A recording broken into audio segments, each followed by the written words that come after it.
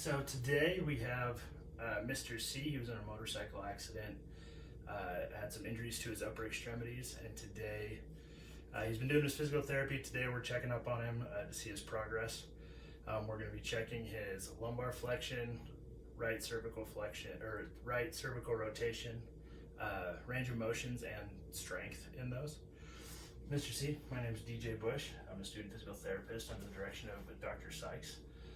Today we're going to be checking out your neck and your back as far as some strength and mobility measurements are concerned to kind of see how you're doing so far. Okay. To do that, I'll have to place my hands on your neck, head, possibly your hips and legs. Okay. In order to do that, is that all right with you? Yeah. All right, awesome, thank you. So first thing I want you to do, I'm going to have you stand up. And if it's all right, to best help me do these measurements, if you take your shirt off just so we can get some boning landmarks set. Yep. And go ahead and face your back to the camera. Previously, I marked his S2 vertebrae. I measured 15 centimeters up so that we can measure his lumbar flexion. And to do that, we'll be using a tape measure. So first thing I want you to do is just go ahead and reach down to your toes. Any pain with that? No. Okay, and I'm going to give you a little bit of overpressure. Okay. Any pain with that? No. Okay, go ahead and stand back up. And one more time, I'll have you reach down to your toes. All right, and come back up. So we started at 15 centimeters and we got to 20 and a half. So that's what, 5.5 centimeters of lumbar flexion. Normal ranges for that are 40 to 50 degrees. Next thing, you can go ahead and put your shirt back on. We'll be testing is your right cervical rotation, okay? Okay. So what I'll have you do is we'll have you lay down, put your head right here.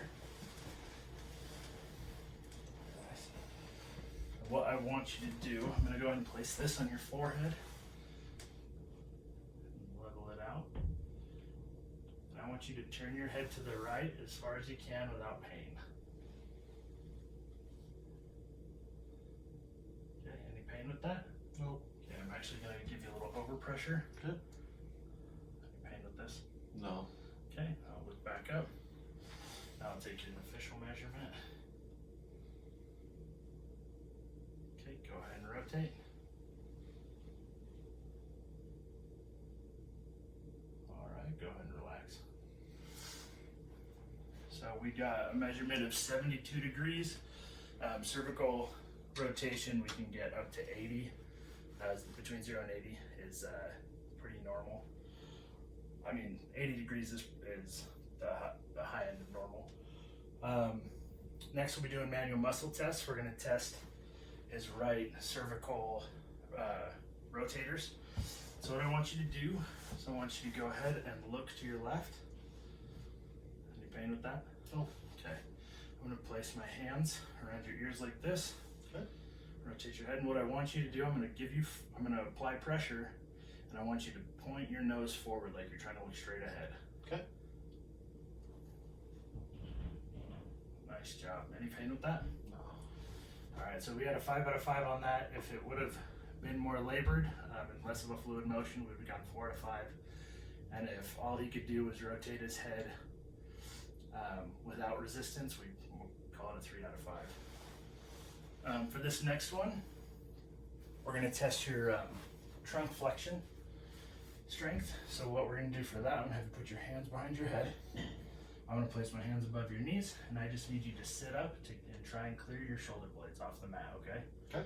Ready when you are? Okay. All right, go back down slowly. Any pain with that? No. All right, so if Mr. C would not have been able to do it with his hands behind his head, we would have had to put his hands across his chest to go for a 4 out of 5.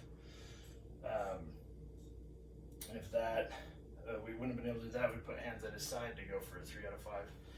This is mostly testing his rectus abdominis and obliques, where in the cervical spine, when we were doing the rotation, we're testing the semispinalis capitis and cervicis, as well as the semispinalis and the